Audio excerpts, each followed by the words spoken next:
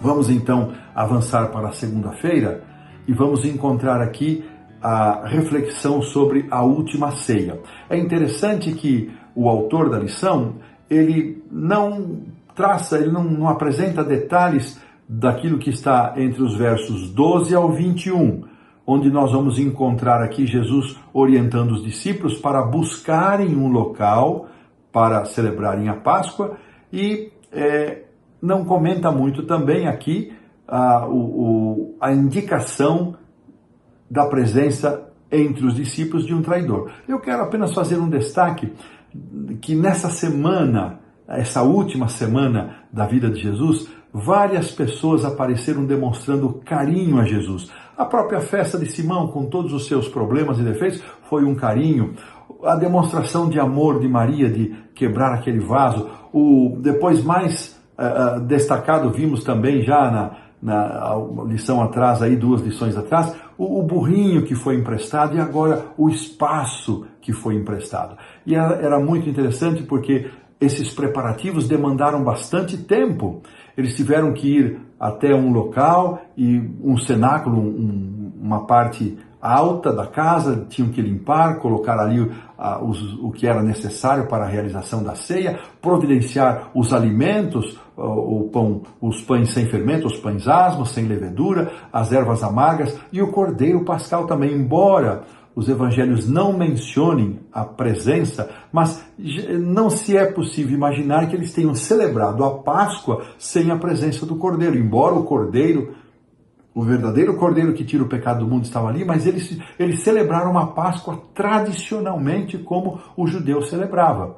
E nesta transição é que Jesus institui aquilo que hoje nós conhecemos como a ceia do Senhor. E é muito interessante esse memória. Só esta porção nos faz imaginar como deve ter sido, e Judas participou desta ceia. Ele só saiu depois de ter os seus pés lavados por Jesus e depois de ter participado da Páscoa e possivelmente também do pão e do vinho. E é muito, muito significativo o fato de Jesus ter lavado os pés de Judas. Por isso que nós, adventistas do sétimo dia, praticamos a comunhão aberta para a participação da ceia. Nós não impedimos e não devemos impedir. Em qualquer lugar em que estivermos, não podemos impedir que uma pessoa, mesmo que ela não seja batizada, e não é nosso dever julgar membros da igreja que queiram participar, mesmo que você imagine que ele não estava em condições, isso ele vai dar conta a Deus.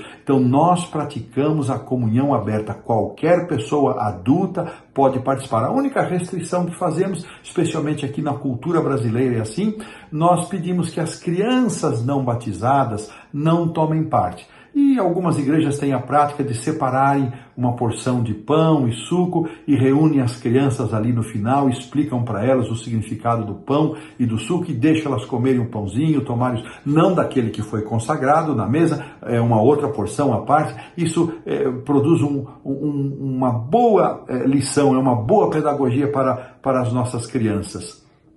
Então, aí com muita tristeza no coração, Jesus então predisse que todos naquela noite se escandalizariam e o abandonariam. E isso, para justificar a sua postura, ele cita a profecia de Zacarias 13:7. Veja como Jesus ele trouxe, nestes momentos finais, vários textos proféticos que apontavam para a obra do Messias, deixando muito claro aos olhos dos discípulos que ele, Cristo, era o Messias. O Jesus de Nazaré era o Messias verdadeiro e nele eles deveriam crer e esperar. Então, os discípulos tinham muita dificuldade de aceitar que eles seriam traidores e sairiam da presença de Cristo e o abandonariam. E mesmo Pedro, quando reagiu tão fortemente, dizendo que ainda que todos se escandalizassem, ele jamais abandonaria. Era muito difícil para eles imaginar que eles seriam capazes de fazer tal coisa.